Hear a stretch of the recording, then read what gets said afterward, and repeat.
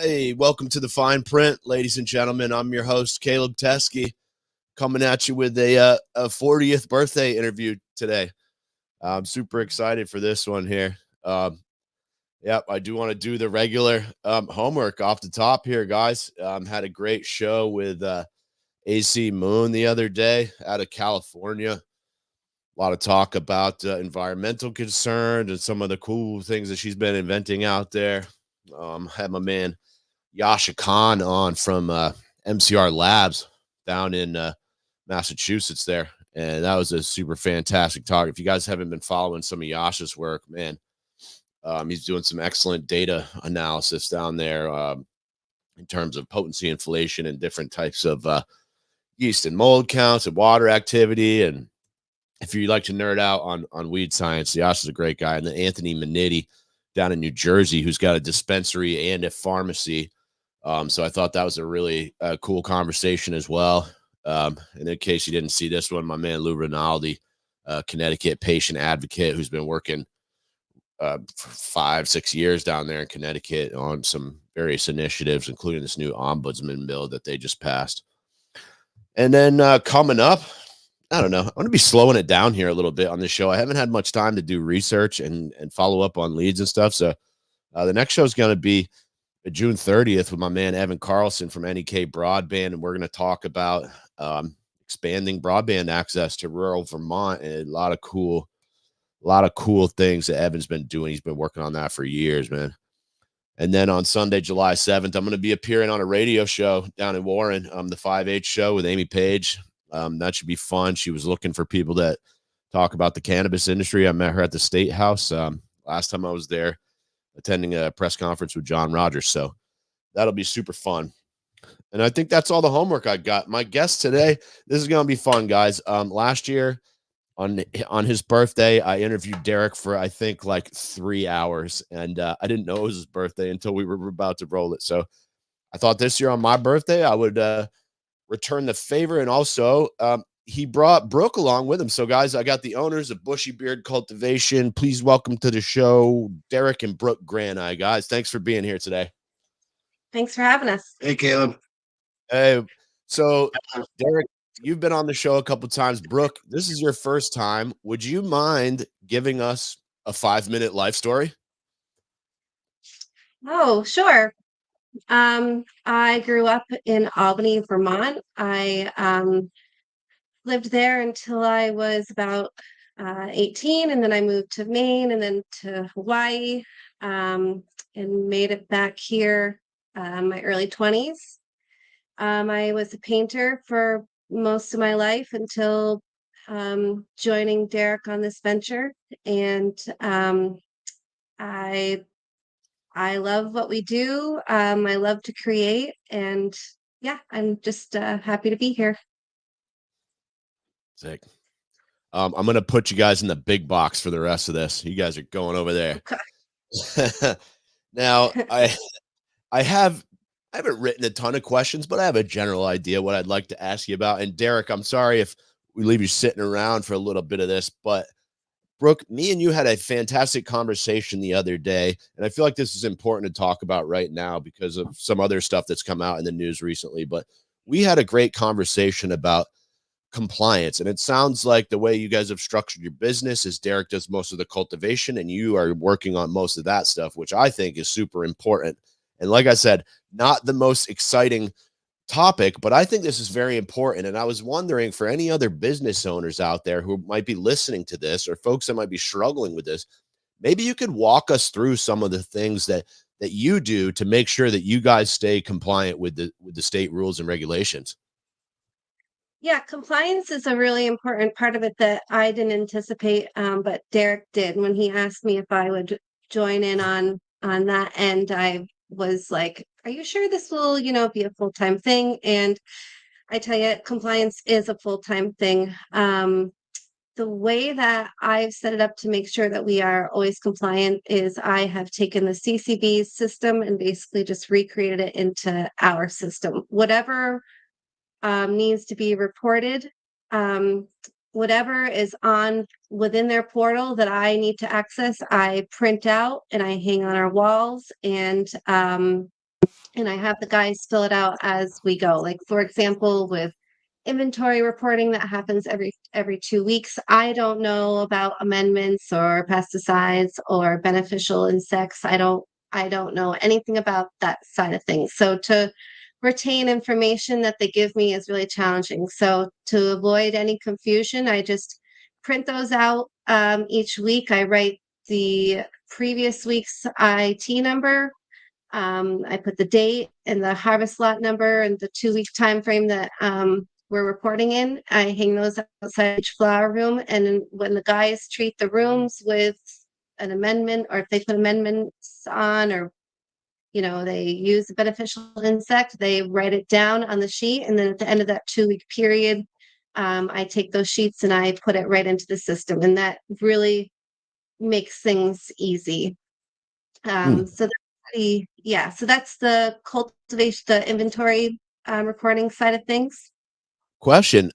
Even when you're using beneficial insects, is that something that is required to be reported to the state? Every single thing that we do to our plants is required to be recorded to the state. And they, for a long time, were not really enforcing those kinds of things. It kind of seemed to be like a free for all. Everyone was learning the system, but our compliance officers told us that they're really going to start like cracking down on that kind of information. So um, I really make a point to make sure I do those types of things every 2 weeks. Mm. And let me ask you too, before we go any further, about things like the product registration. I've interviewed a lot of people about this. I've got some mixed results. Some folks say it's still taking a while. Some folks say it's actually been a lot better than it was in the past. I'd love to hear your thoughts on that, Brooke. I think we have a great compliance officer that really is pretty diligent about that stuff. There are times that, we wish that it would go faster and be almost immediate because we want to sell our product that's ready. But I'd say sometimes she gets it done in a week. Sometimes we're like right now, we're kind of going on 3 weeks of waiting for actually renewals, which is a little stressful because they're going to expire. And so I really want those in. But I mean, it costs a lot of money to register products. It's we are a company that likes to come out with new strains all the time. So it's it's a lot of stuff to do, but she's relatively quick at it. And when you say renewals, are you talking about you have to renew the product registrations for Yeah, products? Yeah, you've already paid for it. Yeah, Yeah. so once a How year, often? Once a year. a yearly. That's ridiculous. And also, too, something else that I have heard, this was a mistake that they didn't intend for this, but every strain has a product registration number, and those numbers are super important because we use them over and over and over and over. So now, say we have like 30 strains or how many ever, 10 of them are about to be renewed, and that means 10 of them will now have new registration numbers. So Right. So now in QuickBooks, you got to go in because you can just do the quick add. So when you're making your invoices, you can just add it with the product registration number and everything. Now we've got to go back into QuickBooks, change all those in there because now it's a new product registration number, but you got to leave the old one at the beginning for any old product that's out there. So now you got these huge ads in QuickBooks. Like it just starts getting really convoluted. not to mention labels is where my concern comes in, like keeping track of all the label information and making sure those new product registration numbers are on the labels and not the old ones. And do you guys do all your own labels in house? Who's handling that for Yep. you? Yep. I am now creating all of our labels, and we print all of them, and we do them as people order. So when you order, we print those labels as they come in. Hmm. And I know that's tricky because I've helped some other folks with their labels, and it's a lot of ticky tacky kind of fine adjustments. Yeah. a lot of fine, Alignments. yeah. Yeah. Yeah. Yeah. In the But morning. Go ahead, Derek. yeah, the flexibility it gives you, like, I had this conversation with someone at NECAN this weekend about, how they had been doing it and they were moving away from it.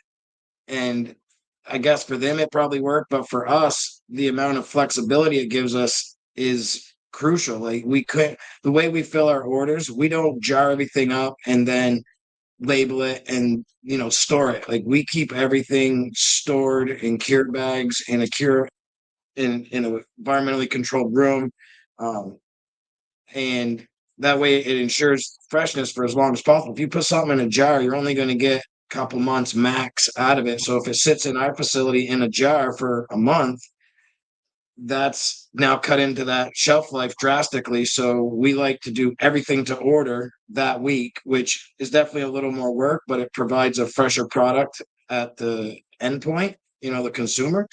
But to do that, we have to be able to print our labels on the fly. And we can't do that working with even a local print shop. There's just too many moving parts. Plus, Yeah. we print our package on date right on our labels, and so that number is always changing. The harvest lot numbers are always changing. The THC numbers are always changing. So it was as much work as it took to keep that information organized to pass along to a different graphic designer and printer.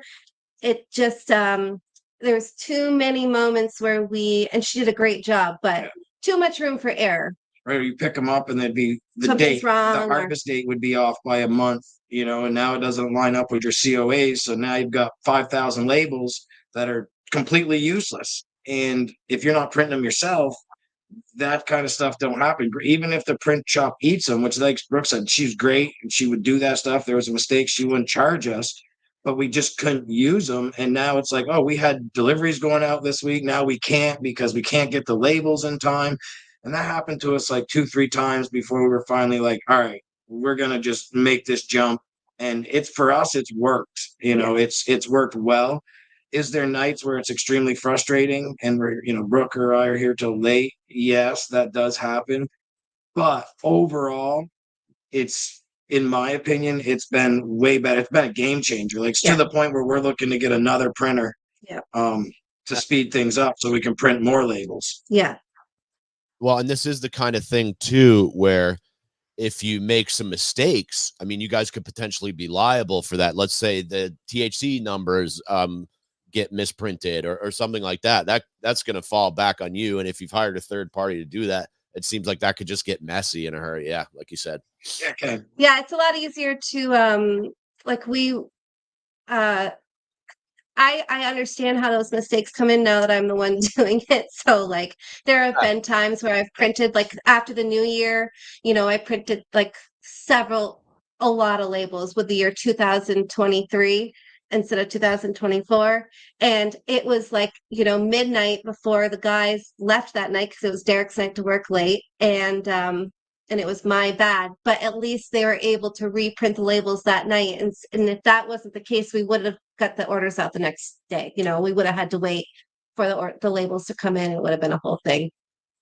Yeah. And like you guys were saying, the freshness seems to be a big issue, especially if you combine all this labeling and packaging and stuff along with the wait times on testing and product registration.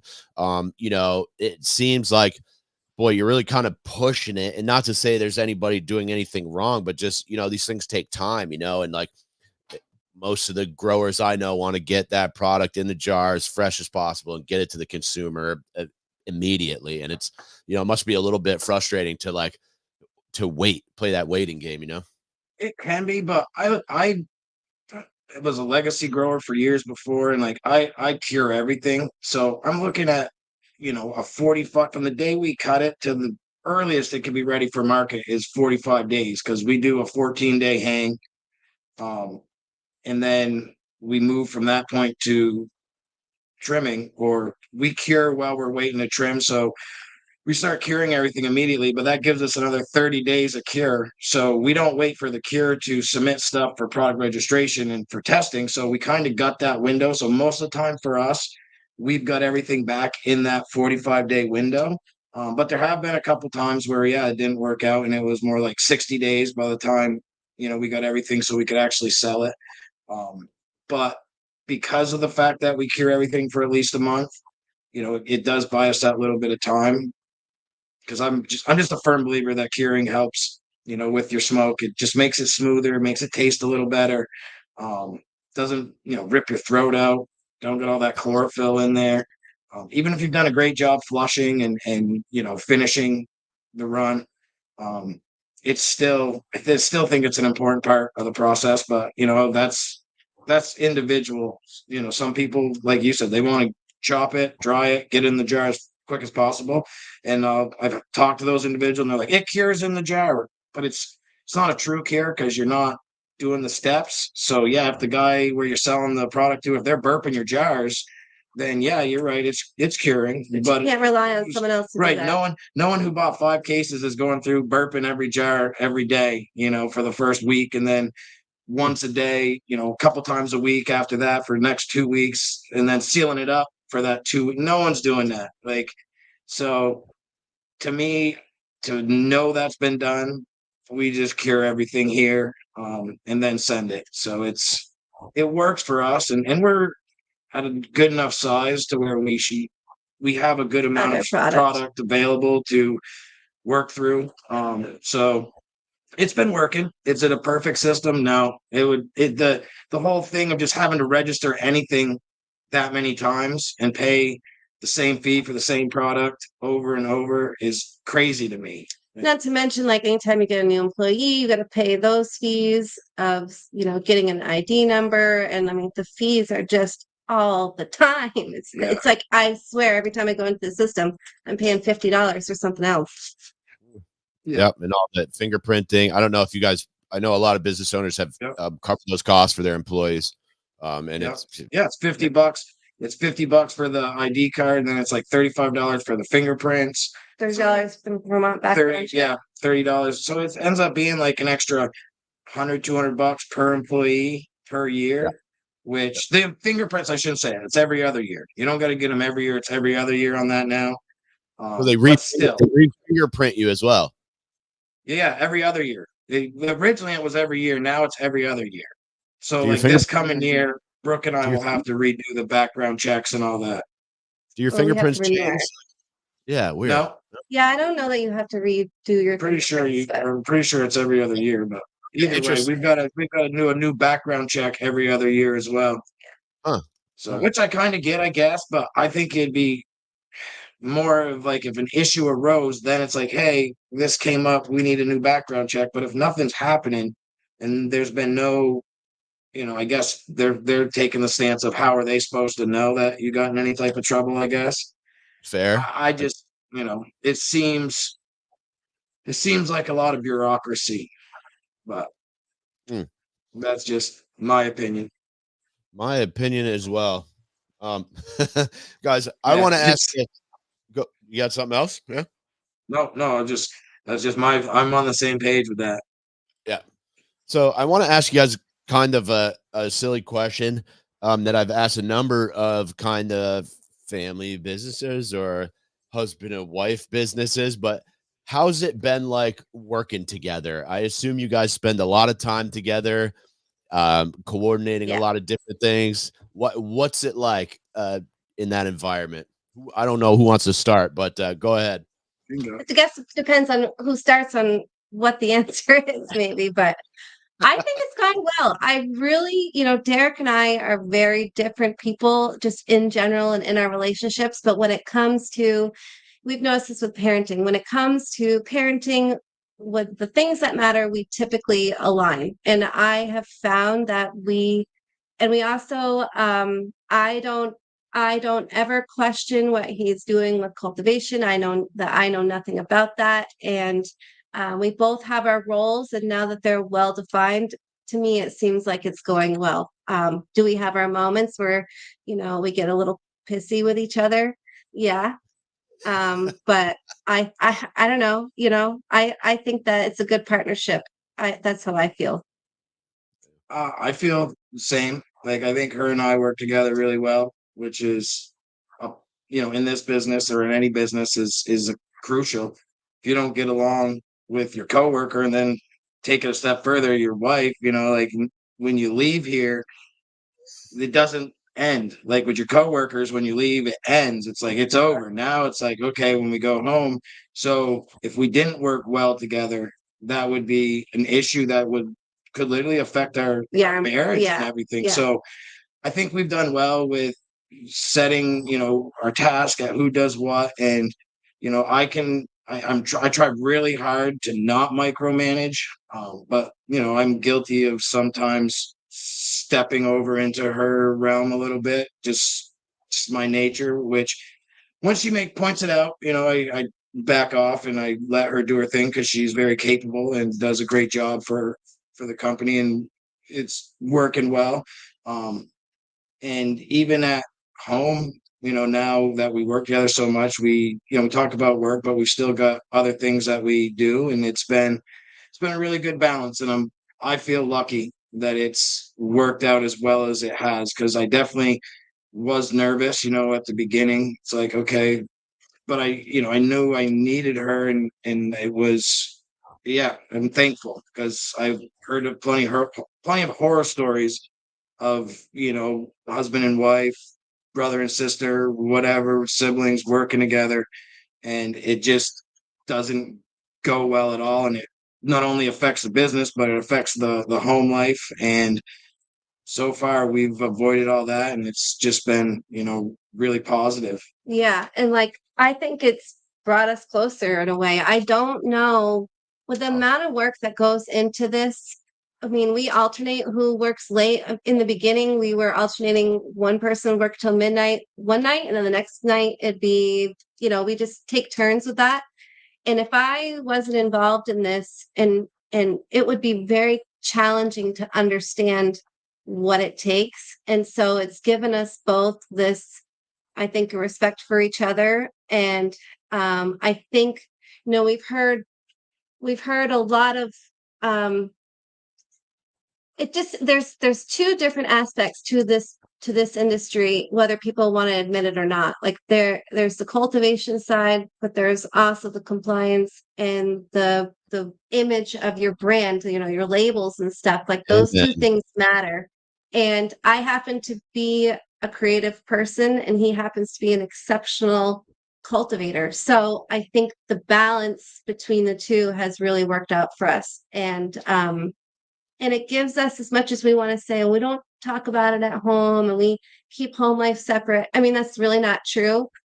Our vacations now are like NECAN events, and but we both love it. And we both have a very similar personality type where we want to do our best no matter what. We want everyone to think that we're doing our best. And so that if that means redoing something 10 times or retrimming something, or whatever, we are both on the same page with, yeah, we need to do whatever it takes to give out our best product.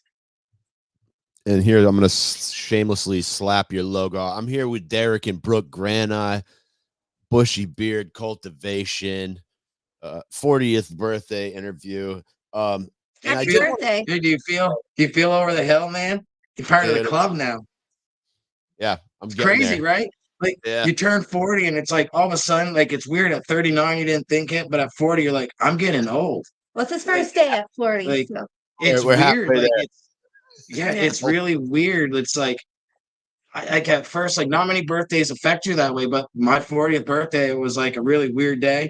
Like, my family wanted to have a big party, and I was adamant, we ain't doing that. Like, his mom wanted to throw a huge party and keep it secret, and I went along with it for a little while, and I was like, I'm really sorry, Joyce. I just don't think that he's going to want this. I mean, everybody's celebrating the fact that I'm halfway dead, or maybe even 2/3. Like, wow, you could die at any time. We could, but in statistically, it's like you're at least halfway, maybe even more.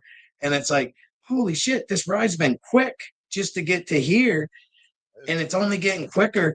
So it's like some like weird psychological stuff that starts happening, and I see, like, I understood for a little while, like, why some people have their midlife crisis. Like, I've had friends who have like totally gone right off the rails, and I'm don't start dating like a 18-year-old. I'm like, what is wrong? What is wrong with you? And now it's like, I get it. Like, I'm fortunate for like some of these guys, like they didn't have like a college life. They like went right into family life. So they missed out on that. And I think that's why I don't feel the same as some of my friends that have had like this midlife crisis. But I also understand, because it's all of a sudden you're like, man, I haven't done all this, this, and this, and I'm already halfway dead. And it's like, dead. What am I going to do? So Yeah, good luck with it, buddy. Yeah. But there, with that comes all the wisdom, like Yeah. It's I Obviously. wouldn't want to go I got back a to lot of my that. teens. My teens are my early 20s. Even my 30s were decent. Like my 30s when things were starting to fall in place and like okay, starting to have like a trajectory, late 20s, but like up until then, my life was a shit show. Like Yeah. all over the place, dude. And it's like I don't want that. You don't know if you're coming or going half the time. So for that aspect, it is nice having the wisdom and the experience, and yeah, it's not all bad. And my having birthday great is guests on my in show 6 like this. Bang. Yeah. Go ahead, Brooke. days. You got something else? Oh, I was just saying, my birthday's in 6 days, and I literally forgot how old I was this year. I'm like, Huh. am I 37 this year? Or am I 36? I think I'm 36. Yeah. Yeah. She's One 36. more. I'm 30. Darrick, I want to ask you about the cultivation, but I have one more question for you, Brooke, which was about um something about you said the state maybe had a waiver so that like your children could be in the facility if it's separated. And that was the first I heard of that. And for Yeah. people that are paying for childcare to have their kids watched, I assume that can get expensive too. And I'd love to hear a little bit more about that because you're the first person that's ever mentioned anything like that to me. So I applied for a waiver. I mean, this was months and months and months ago, and we have a stellar daycare situation. It's right down the road. Everything is within like a half mile for us, so it's killer. But when we wanted it was for those late nights that we were working, and both of us needed to be here. So I applied for a waiver. You have to fill out all these questions. You have to provide a diagram of your cultivation facility, and they implied that we were going to be approved. And I don't know if it just got kind of lost. I don't know what happened with it. I mean, it's been months and months. I mean, what, 6 months probably since I did that? 4 to 6 months. Yeah, easy.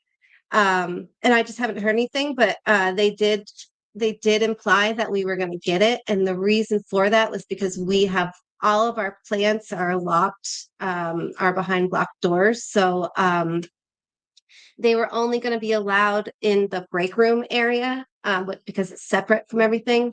But they did say that they thought that maybe only one other business had been approved. So it's not something that they typically hand out because you have to be 21 years old just to enter our building. Right. So yeah, it was implied that we were going to get it, but I haven't heard anything. But there is also Yeah, Go there ahead, is a Darrick. waiver. I just said, which is also crazy because you can take your kids to, I mean, technically to sit at the bar, can't yeah, they? I don't know, No. bar, but the harpoon, Yes, you can. A like, tavern. Look, you can, if they're having something outside and they got kegs and, barbecue and it's put on by like Harpoon or Long Trail or something, you can bring your family. It's a family event. Like the kids aren't drinking beer. And it's, to me, I think cannabis same way. Like it should be a family event. You're not going to give your kid the pipe to smoke. Right, they're not going to be lighting up, Right, It's like, not, even if they ate a handful of weed, which they're not going to. They're not, Right. And I get like, and even if worst case a kid ate an edible that's been decarbed, he's not going to die. Like, yeah, we don't even have edibles here, right. so I just don't get this like double standard that we're implying, cannabis and alcohol. we want to be a progressive state that has that doesn't have childproof lids on our flower jars, but yet don't bring your kids into your family Right. business. Right. And I see pictures on like I don't think they enforce that very heavily because If they knew, they would. I don't think so. Like because I see pictures on Instagram on a regular basis, mainly outdoor cultivators, and maybe they got different rules, but I see pictures of like young kids right in among the plants, like watering them. I think that's and wonderful. I do too. I'm just saying, like, I don't know how hard they're going after people who are working and have to bring their kids, with them for a few hours to get it done. Maybe they are. Maybe I'm completely off base. I just seen it on Instagram quite a bit. So it makes me wonder. That's Just the hoops that I had to step through to fill out the waiver, the amount of information that needed to be provided, it was implied that it was a big deal. And according to the CCB, like it was the amount of stuff that I had to provide. It was definitely implied that it's a big no-no to bring your kids without this waiver. And to your point, Darrick, I've also seen a lot of that. And Brooke, I think you agreed. I think that's a beautiful thing. people out in the Yeah. field, your kids, learning Yeah. life skills. Agriculture.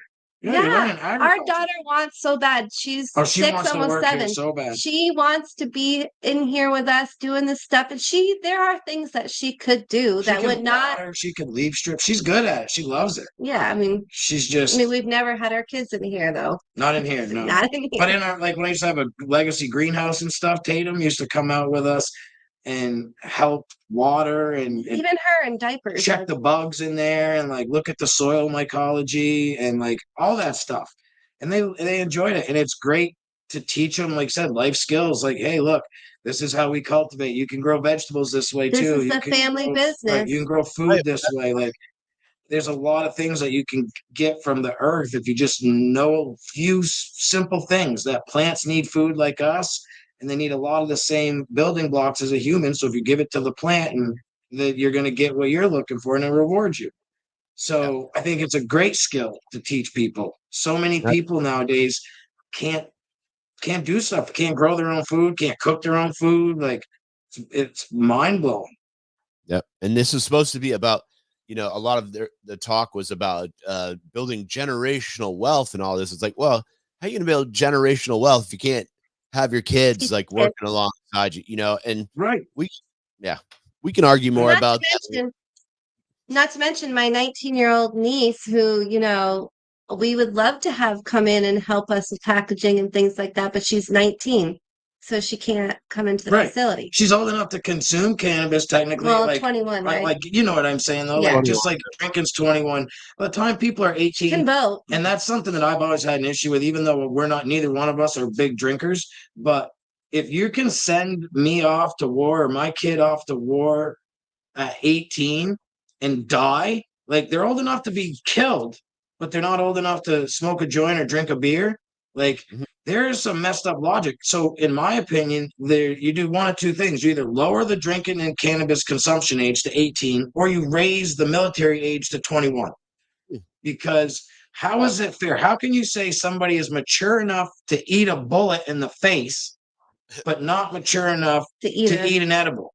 Like, it just blows me away. It's like, oh man, you're plenty mature to die. Don't worry about that.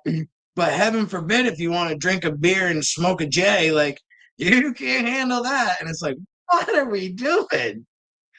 So it's funny, it's funny, but this is the world we live in.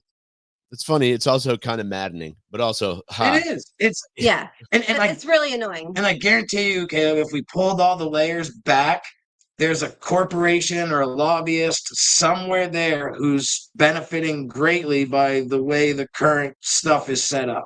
It seems like, for all the pluses capitalism has, there's also those negatives that, kind of create madness.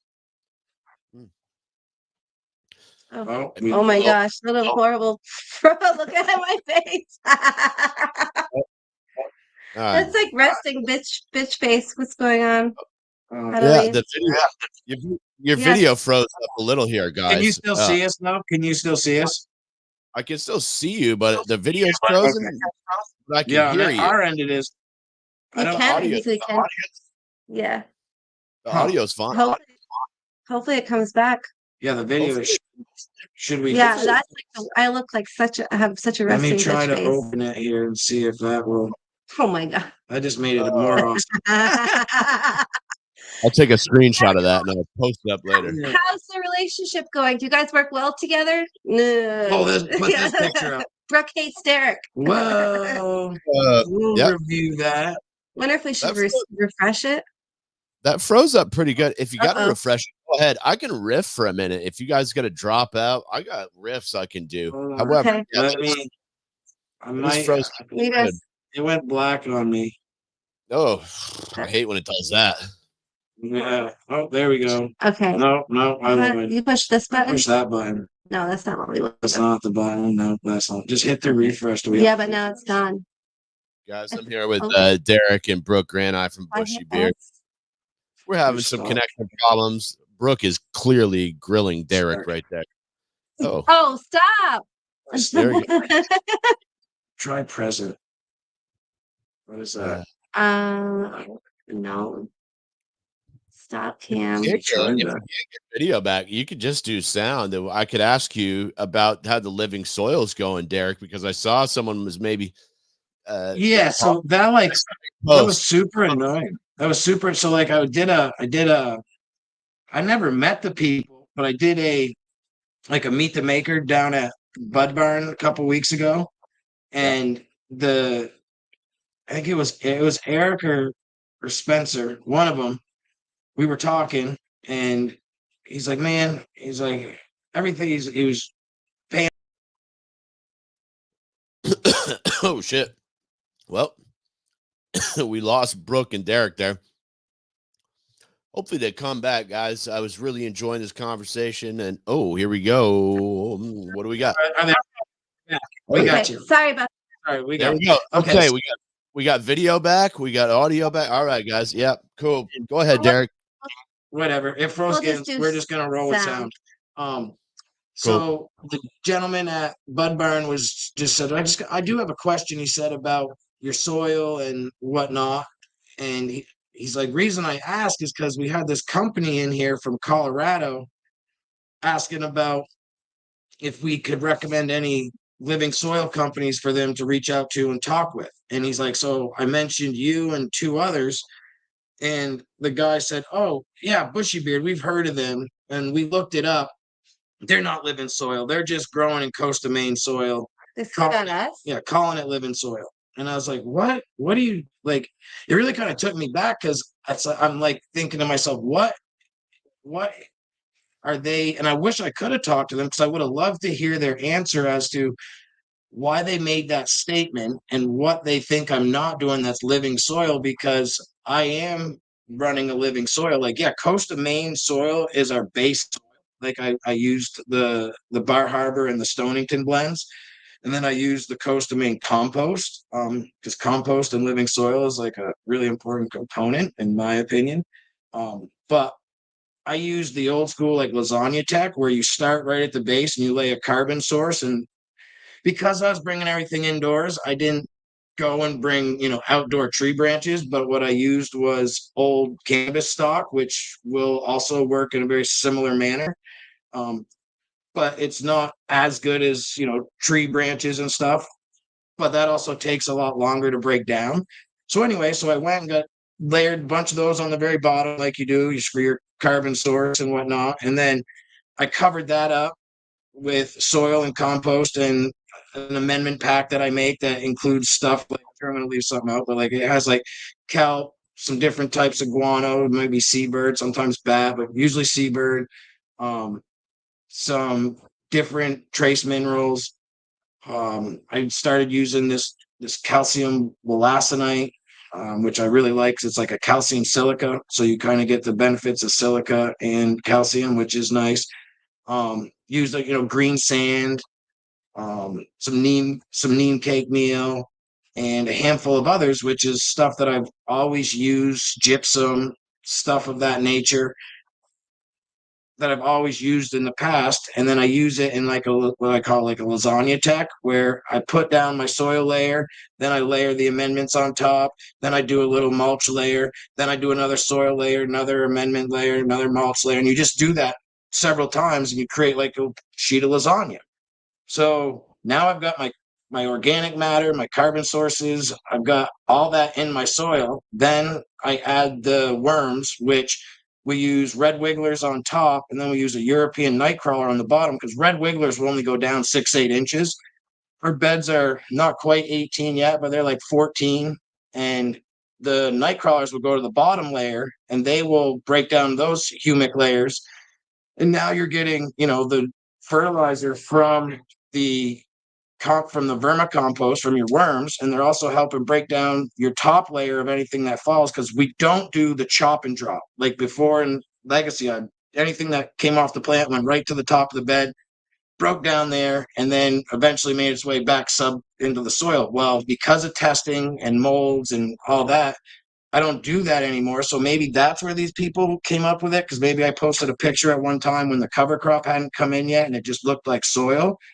But what we do is, after we build the layers up we want, then I put my cover crop, And instead of cutting that cover crop several times throughout the run, I let it grow up all the way. And then when we harvest, once we get the plants out of there, then we chop that. Then we basically cut the top like big chunks of sod, flip those over.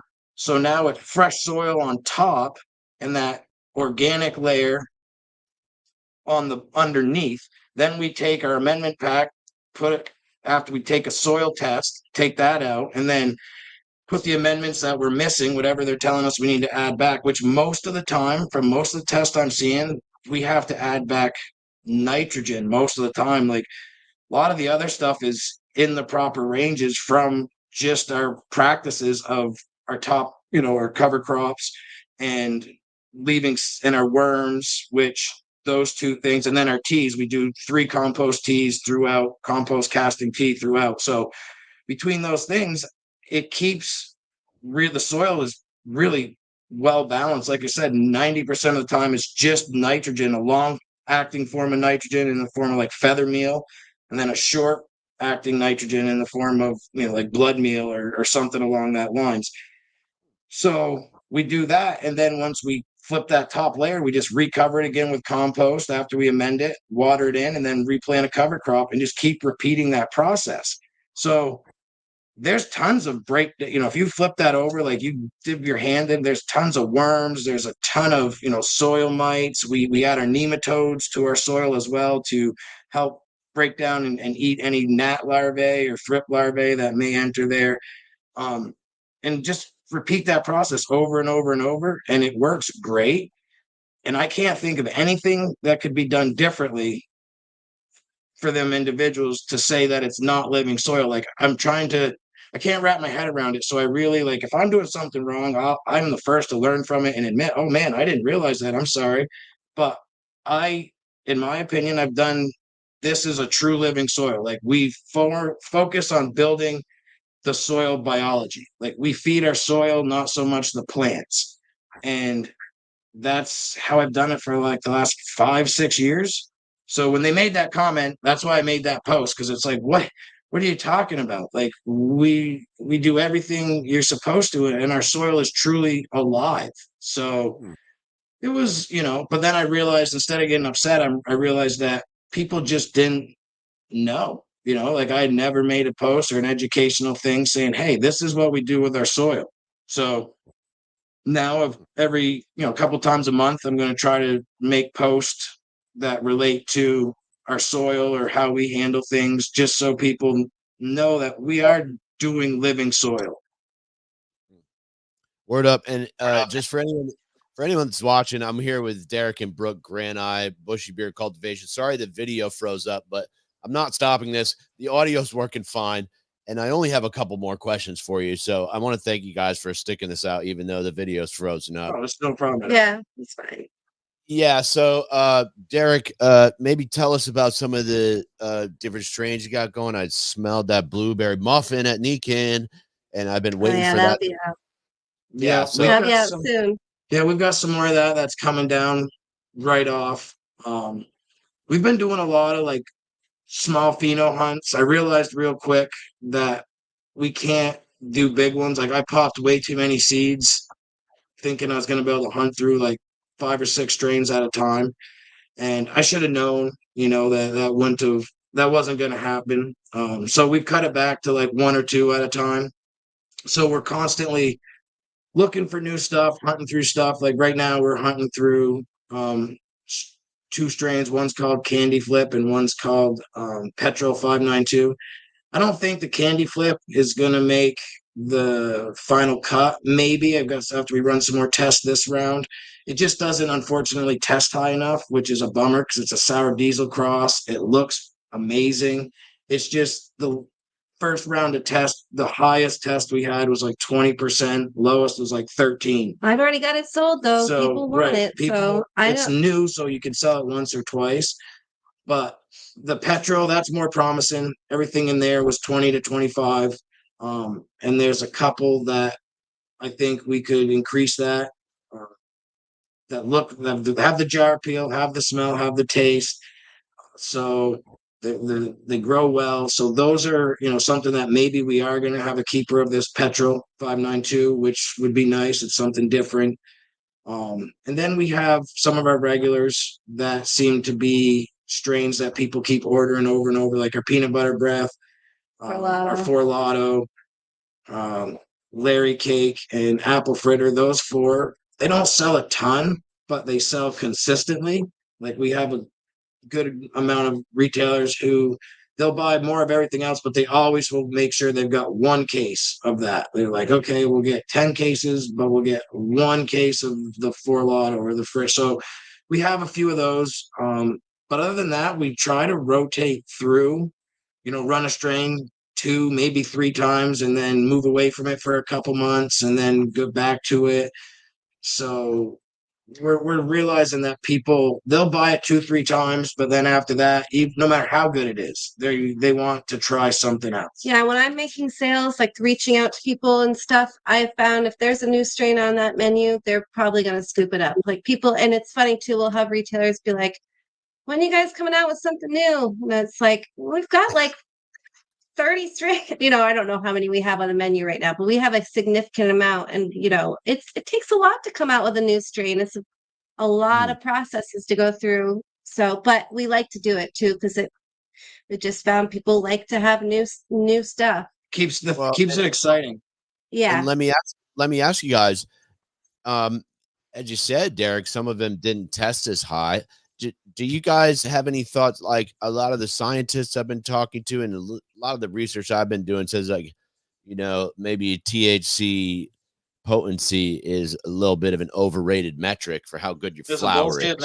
Should we tell them about our most recent thing that happened today? So this is like so I was on a thing yesterday and they asked me like what's one thing that I'm discouraged with, so to speak, and that's testing. Testing comes to mind. I am totally fine with pathogens and pesticides. I want to know that we have a safe product. Everyone wants to know that's a safe product. That is, I think we all agree on that across the board. Potency is a joke, though. Potency is a joke. The testing, and it's and I'm not speaking ill on either lab. No, we like them both. We like them a lot.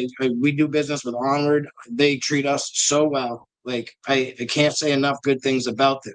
But I think if you talk to them, they would echo a lot of the stuff that I'm saying when it comes to potency. They openly admit and will tell you. I mean, if you listen to that Holland cannabis thing, you'll hear it in there. They referenced it several times about how much of an inaccurate science this potency testing is just from one lab to another. And that's because the state of Vermont doesn't even have a standardization for the test. So these labs can conduct this test any way they see fit. They're not being told, hey, this is how you're supposed to conduct this test. They don't have that. Then move further beyond that is cannabis is not a homogenized product. So the bud from the top to the middle to the bottom, you're going to get 3 completely different test results. And then you add that to the fact that individuals running the test are usually different. So now they may not be as skilled as the last person to run it or more skilled or whatever it may be, do something a little bit smallest thing, just a little differently. And now that's going to change the test results. I've been doing like research testing these last few months, and I've pulled products off the shelf, man, of reputable companies. Bought product off the shelf. Right, bought it. Of another brand. Of several brands that have advertised. Big brands. Right, that have said they're 30%. And I've taken that flower right out of the jar, put it in a test sample bag, sent it in, and seen it 10 to 12% lower. Just today we had one that's advertising at 30%. 20%. It barely made 20%. And it's like, how, and the lab will tell you, well, these people have figured out how to play the game. And that to me is the most concerning statement with the whole thing is I've got to learn how to play a game. And I want to just grow quality cannabis and share it with the state of Vermont and the people who come here. But yet that number, unfortunately, and I think Vermont's doing a good job of changing people's minds and perspective and letting them know like, hey, THC, yes, it plays a role, but it's not as important as you think it is. And this stuff that's testing 15, 20% is going to get you just as stoned as this stuff that's testing 30%. So that is happening, which is great. But the thing that I wish we could see in the state of Vermont, because they have said multiple times, like, oh, we want to be an industry leader and we want to do this and do that, even though we're a small state. Hence why they don't have the child safety proof lids on flour and pre-rolls, is because they want to be an industry leader. Now, why can't we list either A, take the THC right off from the front and center of the package? It can be on the website. And a QR code And if goes somebody, right to your website. right, if somebody wants to look it up, they still can. But the way we used to buy weed was you looked at it, you smelled it, you decided then, and then you tasted it and you felt the effects. And that's decided if you liked that weed and if you wanted to buy more, or if you didn't care for it and you wanted to buy something else. That's how we did it. And we always said, oh, this weed's so good. A lot of that weed that we said that for was 15%. And we have one retailer. We have a wonderful group of retailers. No knock against any of them, but we have one retailer that when I send out our menu to every retailer. I usually try by every Monday or Tuesday. And we have one retailer that will call on the phone, doesn't even look at the menu, and they just say, what do you got? And they don't ask for THC percentages, and they don't care. They just, because they like our flour. They're huge proponents of our flour, they just really like our brand, and they trust that we're going to give them something, good. And, but unfortunately that number drives sales tremendously. Yeah, And it's, labs have a big, they without them realizing it or not, I think they do now. They have a huge control over our bottom line, like how well we're gonna do and not. Is it could be the nicest looking flower, nicest flower, yeah. and if those numbers don't hit high, then it's not going to sell nearly as well. And it can be the flip. It can be ugly flower, but if that number's high, it's going to sell. Like, and it's crazy. I wish they would allow us to do a range. If they want it on the product, then after you get 2 or maybe 3 test results, and you can show a range, like, oh, this strain tested at 29, but also tested at 23. So now the range should be 23 to 29. And then every 6 months or every year, you do 2 more tests just to make sure you're still in that range. And if you are, you keep it. And if you're not, then you change your range on the thing. Or what about, instead of testing potency every harvest lot, you only have to test potency like once every how many ever months, Yeah. And I just think a range, and everybody I brought that up to has said a lot of them said never really gave that much thought, but they like it, like a range, because we're all seeing the same thing.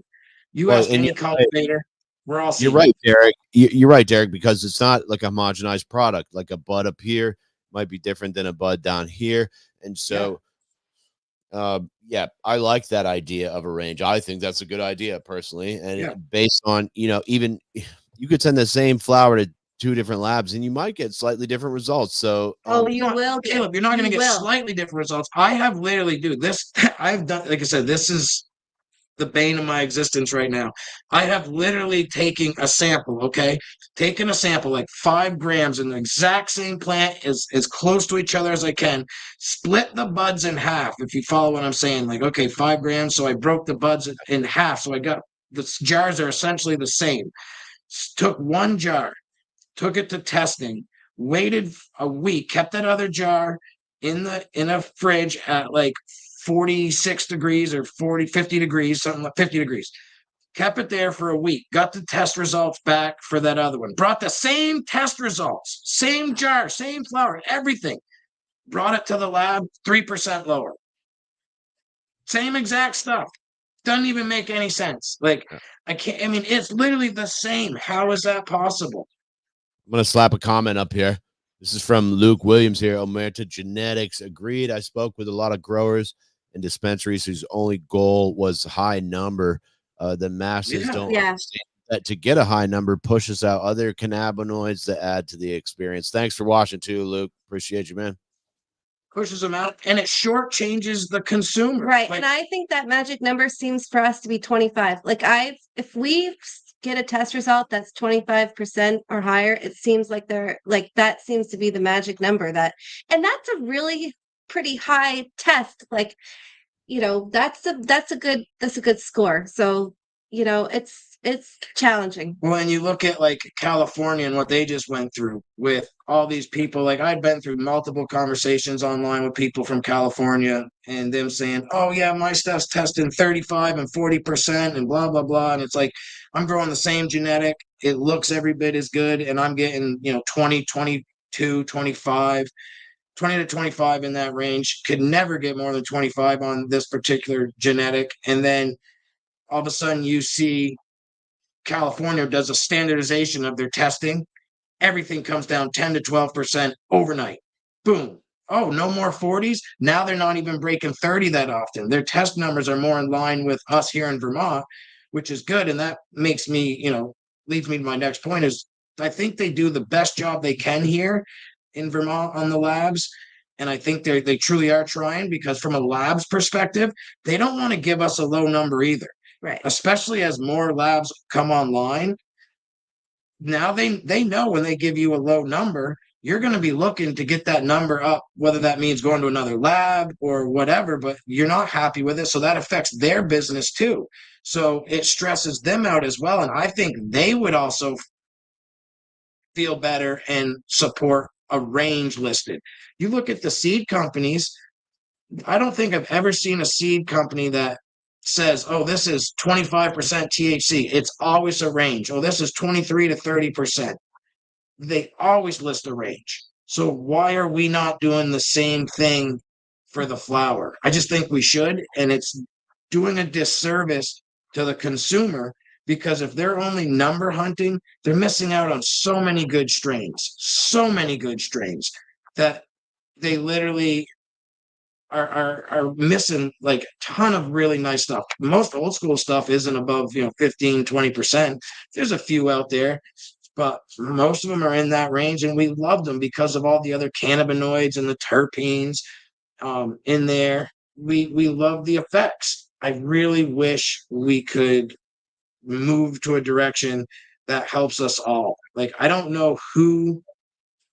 I guess it could potentially help the labs, like, because I know with us, like, we just keep retesting. Like, if we get a lower number, it's like, well, shit, let's test a different sample of the same plant and see if it's going to change. And I know a ton of us are doing that. Like, and that's not an accurate representation if people are just retesting nonstop. And a lot of times they'll say, "Oh, well, you could have been a lab error, and that's why you got to retest because you're not sure. Is it the sample or is it the lab?" And there's no way to tell. So you retest another sample, it goes up or it goes down. Or I've never retested something where it stayed the same. Put it that way. Like never. No.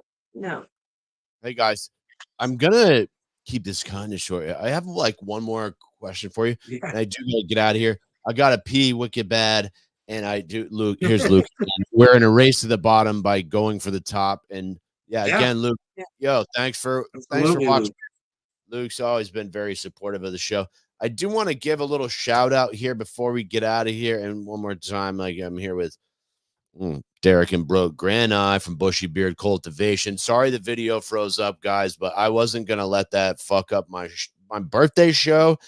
Please, I'm gonna give a shout out to Nick Woodard. Do you guys have anything to say about Nick? Man, he seems like a really great guy, and it seems like you got a good team up there working for you.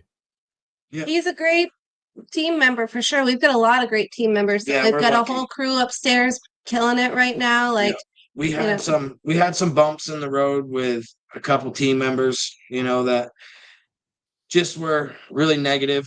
And it was a bummer because, they started with us. And to have to move on from that was a bummer. But Nick has been here right from the beginning, and he's been super helpful. We're lucky to have him, and we're lucky to have, the whole crew we do Bob. have. Yeah, we're lucky. Like once we got through the little, the period with, some people who were just not positive, and we made those, hard decisions to move on from them. Everything got so much better work-wise for everybody. And it's been really good. Like things are going really well here. Obviously you have your bumps in the road, but Nick is definitely a crucial part to, what we do here. and it's been good. We're lucky, you know, and I know things can change down the road, but for right now, we've been really fortunate to have the entire crew that we have, not just Nick, which is awesome. Yeah, everyone seems very positive lately, and the vibe just seems really uplifting, and it seems like everyone's happy to be here, which feels really, really nice. Right. Like, and people are proud of the product we're putting out. And that's what I ultimately wanted. Like, that's what I was getting so upset with this other gentleman and produced two of them, but one in particular is like, could never see the good in anything. It was always the negative, and was not, and people weren't feeling like proud of what they were doing. And if there was a problem, he's blaming everybody else. And I had to drive home. I'm like, we're doing this as a team, guys. Like, if there's a problem with a row or a plant, then it's not just me or someone else's fault. It's all of us. Like, we're all growing together, and we all take part in the blame if there's a problem in the grow. You know, if something happens that way, if we overwater, you know, because that was an issue that got really set this gentleman off. It was an overwatering issue. I get it. It's frustrating, you know, when you overwater and shit happens. It doesn't go, you know, believe me, I'm the one looking at it going, shit, you know, we just reduced our yield by 50% because we overwatered. But you know what? We figured out what we had to do to not have that happen again. And we've been on a path since, and it's been working great. So it's just like any other business, though, you know, the culture and the camaraderie in that company definitely helps with your overall operations. So if it's poor, then your overall operations are probably going to be poor and stressful. But if that camaraderie and culture is a solid culture, and the camaraderie is high, and the communication is good, more than likely that company is going to be running pretty well and probably doing okay. And that's kind of where we are right now, is everybody's like clicking. We communicate well. Yeah. Everyone's willing to jump in and do any task that needs to be done. And that makes a huge difference. So it's everyone's upstairs nice. Hustling right now in the packaging room. Because Nick's actually out sick today. So he's usually the one who helps us there. But with him being out sick, I didn't want to just try to bring one. I said, we're just going to bring everybody. Yeah. We're going to get it knocked out by 7, 8 o'clock, hopefully the latest. It won't be that late. We're already almost done. We're fortunate. You know, we're fortunate to have the group we have. Everyone works really hard. Yep. And to be doing what we're doing, you know, like it's that part I feel super fortunate about, because there has been, you know, a handful of people gone out of business this last year. So I don't want to join the 70 people have not renewed their licenses. So how many? 70? 70? Out of like maybe 500, which seems like a big chunk to me. The state so now has that'd be 20%. Almost 15, closer to 15, but yeah, for sure. Wow. So we'll see how that goes. And guys, I'm gonna get out of here. Sounds good. Yeah. Yo, but before I go, and for everyone that's watching, sorry the video froze up, but this has been a fantastic talk. And before we get out of here, I do like to give my guests the last word. Bushy Beard Cultivation, Darrick and Brooke Granai. If there's anything we missed, or any shameless plugs or shout outs that you want to give, now is the time. Thank you so much for being here on my 40th birthday. I love you guys, man, and I wish you the best of luck here in the market. Happy birthday, Caleb. Thanks for having us on, and I think you touched on everything. Yeah, I just want to say happy birthday again, bud. Yeah. I hope you have a good 40th, and when you start, don't get too down on yourself when those thoughts start creeping in that you're actually 40 now, man. It's not bad, actually. It's actually really nice. Well, stick around for a second. If you're done, I'm going to sign it off here. Darrick and Brooke Granai, Bushy Beard Cultivation. Check out their herb. It's smelling really nice. I'm your host, Caleb Teskey. And remember, the devil's in the details, and the details are in the fine print.